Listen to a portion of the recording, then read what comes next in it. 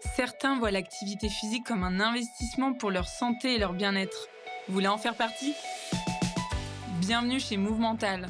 Je m'appelle Magali Dubois et je m'adresse particulièrement aux non-sportifs et à tous ceux qui aimeraient enfin réussir à adopter un mode de vie actif dans la durée. C'est en vous partageant des connaissances, des expériences et des points de vue différents que j'ai l'intention de vous aider à bâtir l'état d'esprit et la motivation nécessaires pour le faire. Alors j'espère que ça vous aidera et que vous aurez envie d'en parler autour de vous.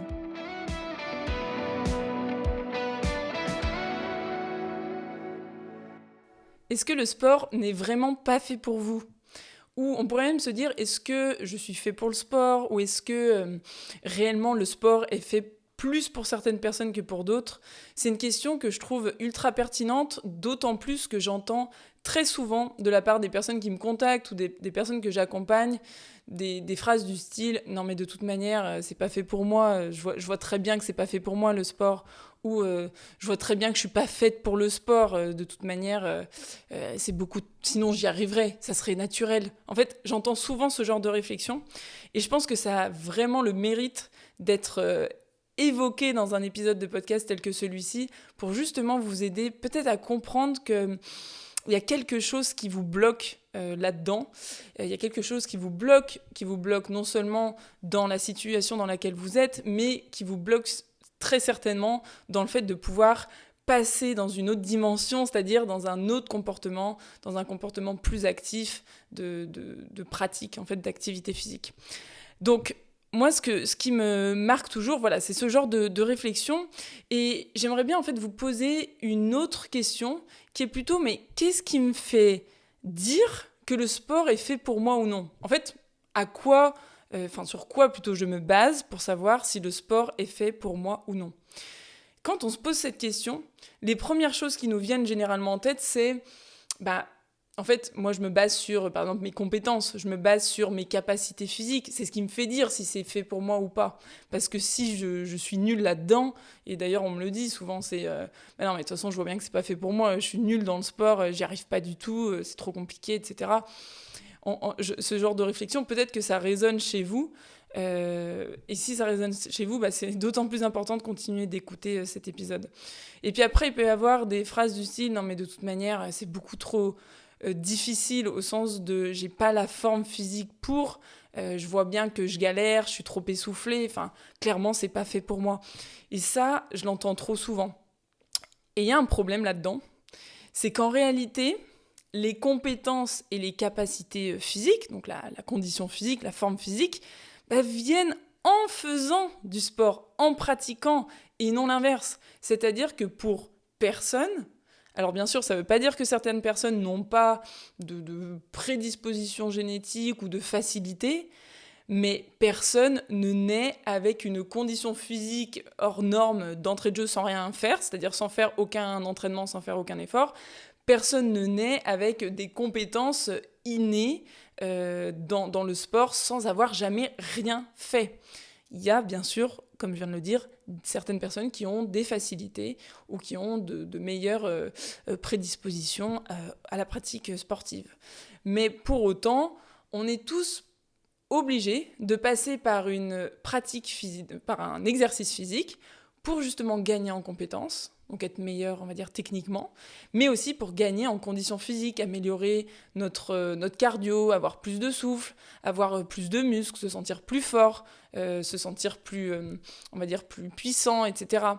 Toutes ces choses-là, ça se travaille. Donc en fait, quand moi j'entends « Non mais de toute manière, c'est pas fait pour moi parce que c'est trop compliqué, j'y arrive pas » ou parce que j'ai pas la forme physique qui va pour, mais c'est bien normal en fait. C'est tout à fait normal et ça c'est vraiment une première chose que j'aimerais vraiment que vous intégriez aujourd'hui, c'est de comprendre que ça fonctionne à l'inverse. C'est que vous avez l'indicateur que cela vous prouve, en fait, quand vous êtes dans la difficulté ou quand vous faites face à on va dire, vos incapacités ou vos difficultés physiques, c'est très certainement parce que vous avez besoin de pratiquer.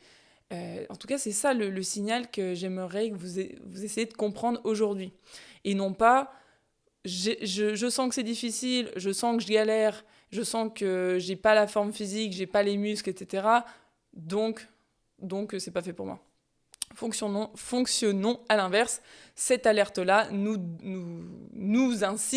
devrait nous inciter plutôt à pratiquer pour justement devenir un petit peu meilleur techniquement et améliorer notre condition physique.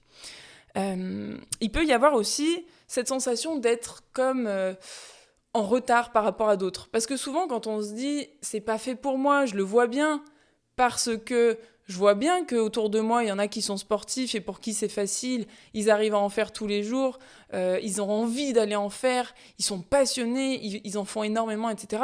Souvent, on est aussi dans la comparaison quand on a ce genre de réflexion, en se disant, au fond de nous, ça fait un peu comme, oui, il y a un décalage, je vois bien que cette personne-là a ce genre de facilité, plus cette condition physique-là, moi, je vois bien que j'ai pas ça, donc clairement, c'est encore moins fait pour moi. C'est un peu, là je tire des conclusions, mais notre cerveau fonctionne beaucoup avec des raccourcis mentaux de ce genre-là. Et il y a de grandes chances que ce soit le cas. Donc souvent, on a l'impression d'être en retard un peu par rapport à d'autres ou de ne pas être à la hauteur. On peut utiliser différents termes. Mais il faut aussi se dire que chez ces personnes auprès de qui on se compare, la majorité de ces personnes, je ne sais pas à quel point vous les connaissez, mais si c'est le cas, peut-être que vous, en y réfléchissant, vous savez qu'elles ont commencé le sport très tôt, peut-être très jeunes, peut-être qu'elles en ont toujours fait, peut-être qu'elles ont baigné dans un environnement où l'activité physique prédominait, et peut-être que c'est pas votre cas. Et ça, c'est important de l'avoir en tête. C'est comme si, je sais pas, peut-être que vous aimez le dessin, vous avez toujours dessiné, forcément, pour vous, c'est plus facile que pour moi, qui n'ai jamais réellement dessiné. Si je m'y mettais maintenant, je me sentirais clairement en décalage par rapport à vous. Pareil, si là, vous avez envie de vous mettre à la poterie, vous n'en avez jamais fait, et vous voyez que votre voisin en fait depuis... votre voisin est très bon, peut-être que lui, il en fait depuis 15 ans. Et donc, c'est normal, en fait, que vous n'en soyez pas au même niveau, au même stade, entre guillemets. Donc, c'est important aussi de se comparer de se comparer avec des personnes pour qui on est à peu près sur la même longueur d'onde, c'est-à-dire que, la longueur d'onde, c'est peut-être pas le bon terme, mais en tout cas de faire des comparaisons qui sont utiles, au sens de, là, si je me compare à quelqu'un qui en a toujours fait, effectivement, je vais pas me sentir sportive. Si je me compare à quelqu'un qui s'y est mis récemment, ok, peut-être que ça va me donner plus d'envie, plus d'espoir d'essayer, parce que je vois que c'est faisable même pour quelqu'un qui n'a pas forcément eu un passé sportif, qui n'a pas forcément eu une éducation physique. Donc, d'ailleurs, c'est pour ça aussi que je fais des épisodes de témoignages avec des personnes qui viennent parler un petit peu de leur parcours d'activité physique. Alors, dernièrement, c'était avec une athlète de haut niveau qui raconte justement comment ça s'est passé pour elle au moment où sa carrière s'est terminée et qu'elle s'est retrouvée un petit peu dans le grand bain comme tout le monde. Mais j'ai aussi d'autres épisodes où là, vous pouvez entendre des personnes qui n'ont pas forcément été sportives toutes jeunes et qui s'y sont mises petit à petit, qui ont développé une pratique d'activité physique et maintenant qui ont beaucoup plus de facilité à le faire. Et c'est auprès de ces gens-là qu'il faudrait essayer de vous inspirer et de vous comparer parce que ça vous prouvera d'autant plus que c'est possible. Et je pense qu'on a besoin d'entendre ce discours quand on ne se sent pas sportif, quand on ne se sent pas appartenir, entre guillemets, au monde du sport. On a besoin de trouver des comparaisons qui sont aidantes et on a besoin de se rassurer parce qu'on n'a pas encore confiance suffisamment en nous et en nos capacités pour y arriver. Et le problème un petit peu dans tout ça, c'est qu'on voudrait vraiment que ce soit inné pour nous. On voudrait que le sport, ce soit quelque chose de facile, de naturel, de un peu comme ça en un claquement de doigts, qu'on y arrive en fait. Mais prenons un petit temps de pause et réveillons-nous vraiment à ce niveau parce que si on regarde un petit peu les personnes, voilà, comme je l'ai dit juste avant, qui nous entourent, qui sont peut-être sportives, en fait, comment ça s'est passé pour elles ? Et ça s'est très certainement passé de cette manière-là, c'est-à-dire qu'elles ont commencé petit à petit, peut-être qu'elles étaient très jeunes, peut-être pas, peu importe, mais ça s'est fait progressivement. En fait, la pratique de l'activité physique, se mettre au sport, c'est comme un voyage, ça se fait par étapes, ça se fait par petits pas, etc. Et à chacun son chemin de progression. On ne progresse pas tous de la même manière, que ce soit dans le sport, que ce soit dans le travail, que ce soit dans certaines compétences comme la lecture, l'analyse. Bref, on évolue tous à des rythmes différents et je crois qu'il faut respecter aussi notre propre rythme et pas toujours regarder chez le voisin comment ça se passe. Parce que c'est pas forcément toujours plus vert d'ailleurs. Et ça, je pense que tout le monde le sait. Mais en tout cas, voilà, c'est de se rappeler ça, qu'on a envie que ce soit inné, mais en même temps, revenons les deux pieds sur terre. Tout n'est pas inné dans la vie. Et donc, c'est pour ça que pour devenir meilleur en sport, eh bien, il faut, comme je l'ai dit juste avant, le voir comme un voyage, comme un processus sur le long terme, comme un chemin sur lequel on avance progressivement, pas à pas, et donc à notre propre rythme. Maintenant, le problème quand on dit que le sport n'est pas fait pour soi, c'est qu'on n'est pas en fait orienté dans un état d'esprit enclin à changer les choses. C'est-à-dire qu'on est plutôt dans un état d'esprit qui nous gèle dans notre propre expérience, dans notre propre situation. Et c'est là où c'est problématique. Parce que quand on dit « ce n'est pas fait pour moi », à quel moment je suis orientée vers la possibilité que ça le soit, en fait ? À quel moment je suis orientée vers la possibilité que finalement, je puisse un jour m'épanouir dans une pratique sportive ? On ne l'est pas réellement. Et c'est important pour justement réussir, si vous avez un brin à l'intérieur de vous d'envie de vous mettre davantage à l'activité physique, c'est important de se tourner progressivement vers ce qu'on appelle un état d'esprit de croissance. C'est un état d'esprit dans lequel on recherche à évoluer, on recherche à grandir, à progresser. On a cette envie de s'améliorer en tant qu'être humain. Et cet état d'esprit de croissance, c'est celui qui nous mènera à un moment donné vers un futur plus épanouissant. Donc, au lieu de se dire, voilà, c'est pas fait pour moi, de toute manière, je suis nulle, je vois bien que j'y arrive pas, je galère, alors que les autres y arrivent bien autour de moi, c'est peut-être pas ça qu'il faut se dire, c'est pas parce que j'ai eu des difficultés, ou c'est pas parce que je suis dans la difficulté, notamment pour m'y mettre, que c'est pas fait pour moi. C'est peut-être justement parce que c'est difficile que ça signifie, ou que je comprends que j'en ai besoin, en fait. Que j'en ai besoin, que j'ai besoin de m'entraîner, que j'ai besoin de faire quelque chose. C'est vers ça que j'aimerais vous amener. Vers un état d'esprit qui va davantage vous pousser à faire un peu différemment, ou qui va davantage vous pousser vers, peut-être à un moment donné, une pratique physique plus épanouissante. Parce que, justement, on ne verra plus le sport comme une fatalité. Comme, voilà, ce n'est pas fait pour moi, ça, c'est une sorte de fatalité dans laquelle on se coince. Maintenant, comment est-ce qu'on peut voir les choses sous un nouvel angle ? Ou comment on peut aussi se parler à l'intérieur de notre tête ? J'en parle régulièrement dans les épisodes de podcast. La manière dont on se parle a une grande influence derrière sur nos émotions, nos ressentis, et derrière sur nos comportements. Et c'est important de cultiver des pensées qui sont plutôt aidantes, qui ne sont pas toujours positives, c'est pas forcément ça le terme, mais en tout cas qui nourrissent quelque chose chez nous de plus, on va dire, de plus intéressant, de plus utile, de plus aidant. Donc l'important, c'est peut-être pas tant de se demander est-ce que le sport est fait pour moi ou pas, mais peut-être plutôt qu'est-ce que le sport peut m'apporter que je n'ai pas aujourd'hui ? Qu'est-ce que le sport pourrait m'apporter que je n'ai pas aujourd'hui ? Et c'est pas mon niveau, là je vais parler même personnellement, c'est pas mon niveau ni ma performance qui me font dire si c'est fait pour moi ou pas. C'est en fait qu'est-ce que ça m'apporte derrière. Et je vais vous donner différents exemples. Quand je vais courir, par exemple, si je fais ça en fin de journée, quand je vais courir, bah pour moi, ça me sort du boulot, ça me sort la tête de ce que j'étais en train de faire. Ça me vide la tête, en fait. Surtout quand c'est difficile, quand l'effort est difficile, parce que quand l'effort est difficile, ce qui est génial là-dedans, c'est que je peux pas me concentrer sur mes problèmes perso, je peux pas me concentrer sur mon boulot. Non, c'est impossible. Je dois gérer mon effort pour que ça se passe le mieux possible. Donc ça, c'est aussi une manière de...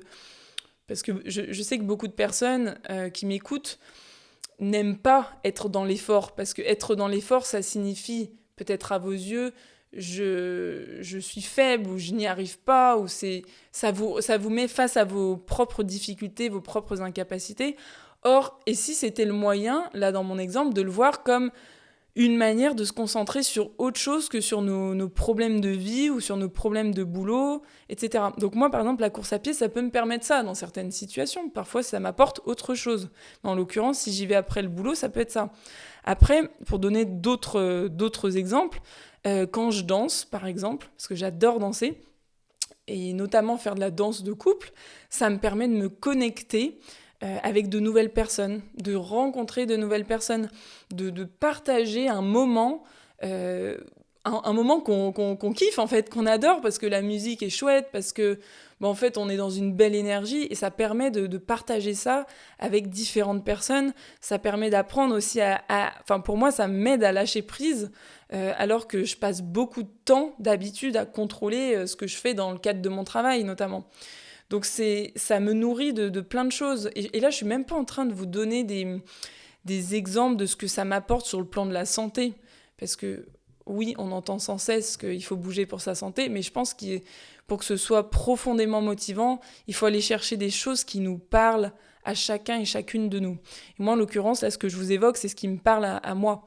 Quand je fais de la rando, ça me fait découvrir de nouveaux paysages, ça me fait sortir de chez moi. Et le fait de sortir de chez moi, ça m'ouvre un petit peu les yeux vers le monde, ça m'ouvre, là en l'occurrence, sur la nature, sur des choses que j'ai pas la possibilité de voir parce que j'habite en ville, d'habitude. Donc ça m'ouvre sur d'autres formes de choses que je vois pas forcément habituellement. Ça me permet d'ouvrir mon esprit et ça c'est quelque chose d'important pour moi parce que aussi je suis assez curieuse et parce que j'ai besoin, d'ailleurs je le dis dans plusieurs épisodes, de sortir comme ça, s'aérer, alors que ce soit en nature mais en tout cas dans un autre environnement que celui dans lequel on vit au quotidien. Ça permet vraiment de nous aider à voir les choses sous un nouvel angle, parce que on sort comme si un petit peu on déplaçait notre caméra sous un autre angle, parce que on n'est plus tout le temps au même endroit, et ça je trouve ça génial. Aussi le fait de booster un peu la créativité, parce que je vois d'autres choses, donc ça me nourrit autrement, ça m'apporte d'autres choses dans mon cerveau, dans mon champ visuel, et donc forcément, si j'ai plus de matière ou de la matière différente dans ma tête, derrière, je suis peut-être plus créative. Ça m'ouvre en tout cas, moi, la créativité. Et je m'en rends pas tout le temps compte sur le moment. Parfois, on s'en rend compte, peut-être que ça vous est déjà arrivé, de marcher, je sais pas moi, dans la rue, de marcher dans la nature et de repenser à un truc et de vous dire « Ah, mais c'est ça, en fait, la solution. » Enfin, d'avoir comme je sais plus comment on appelle ça, mais une sorte de eureka, j'ai trouvé, c'est exactement ça. C'est parce qu'en fait, on est sorti dans un autre environnement. Comme si on était sorti la tête du guidon, la tête de l'eau, peu importe l'expression, et ça permet justement de trouver des réponses par moment. C'est exactement ça. Maintenant, j'ai une autre question. C'est en fait, qu'est-ce qui vous bloque dans l'idée que le sport n'est pas fait pour vous ? Qu'est-ce qui vous fait dire ça en fait ? Qu'est-ce qui vous bloque là-dedans ? Qu'est-ce qui vous bloque dans cet état d'esprit-là ? Et ça peut être peut-être une mauvaise expérience par le passé en cours de PS. Ça peut être un échec particulier que vous avez vécu.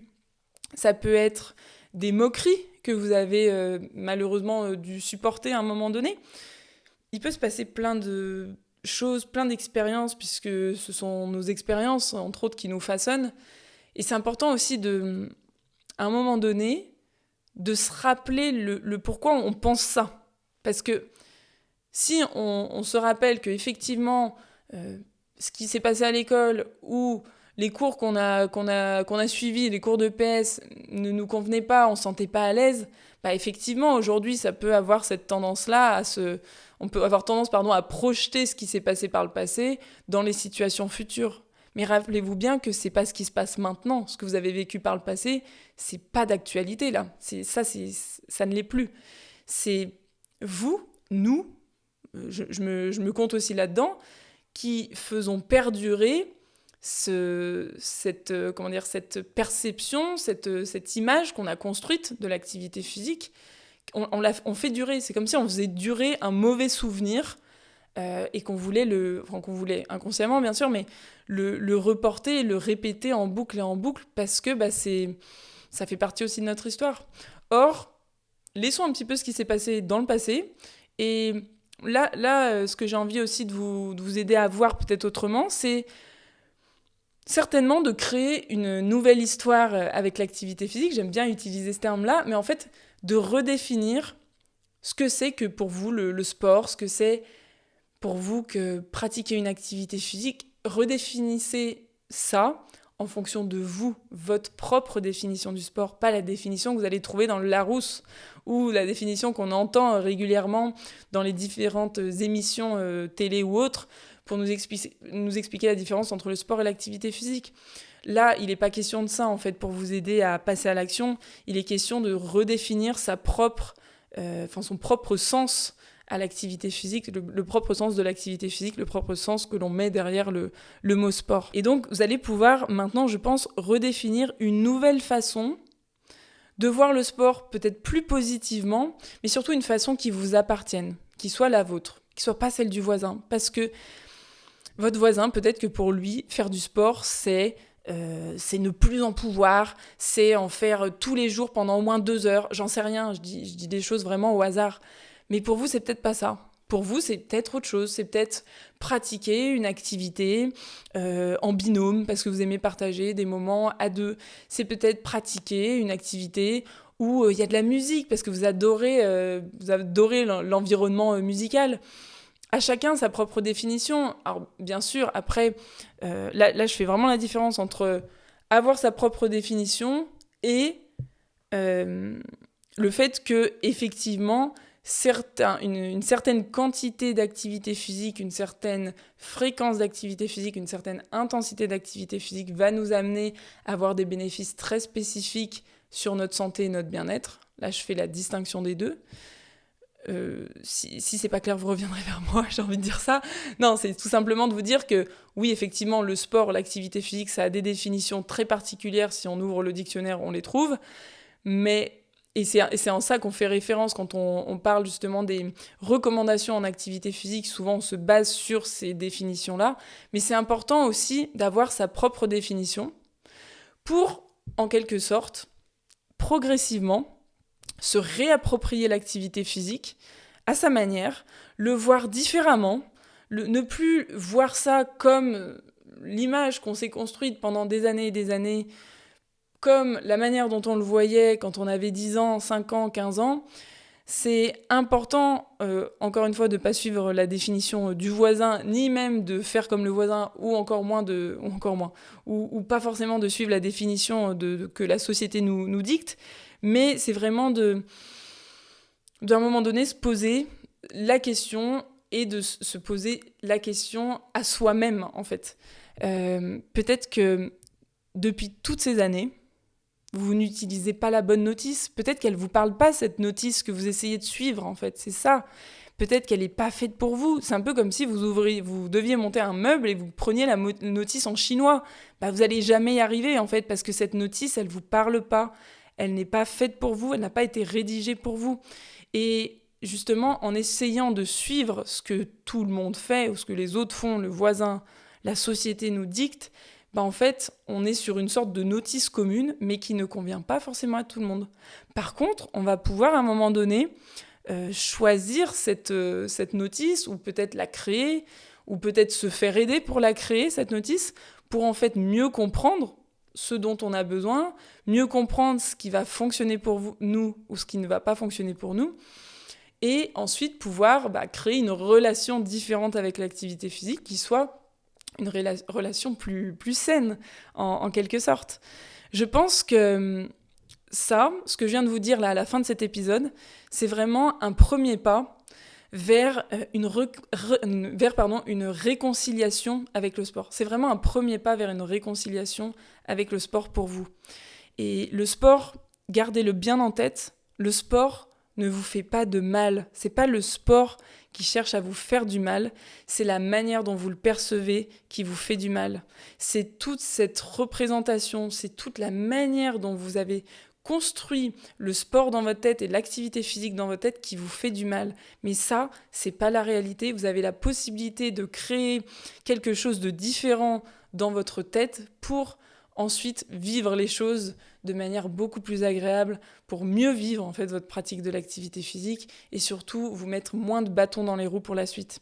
Ça, moi je vous invite réellement à vous poser toutes ces questions que j'ai pu vous poser pendant toute la durée de cet épisode, et surtout à ne pas rester comme ça sans réponse, à ne pas rester sans rien faire derrière, parce que si vous en êtes là au bout de cet épisode, c'est que vous avez envie de faire bouger les choses, vous êtes attiré d'une certaine manière par une pratique plus épanouissante, même si vous sentez qu'il y a encore des choses qui bloquent, que vous n'êtes pas encore 100% amis avec le sport ou l'activité physique, peut-être que c'est déjà un premier pas.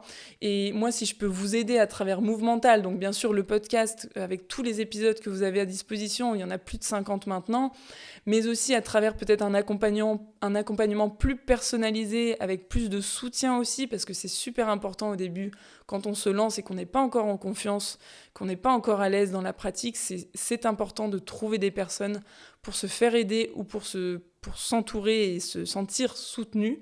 N'hésitez surtout pas, si vous ressentez vous ressentez même pleinement le besoin de vous faire aider là-dessus, parce que certainement qu'en écrivant une nouvelle histoire avec l'activité physique, vous allez ouvrir de nouvelles portes pour vous, gagner en compétences sur certaines choses. Si vous gagnez en compétences, si aussi vous gagnez en capacité physique, vous allez voir que vous allez davantage aimer le sport, parce qu'on aime les choses dans lesquelles on est meilleur ou dans lesquelles on est bon ou bonne, généralement. Donc plus on gagne aussi là-dessus, plus derrière on va aimer aussi la pratique de l'activité physique. Donc je reste à votre disposition pour vous aider et je vous souhaite une très belle journée et à très vite pour un prochain épisode. Ciao!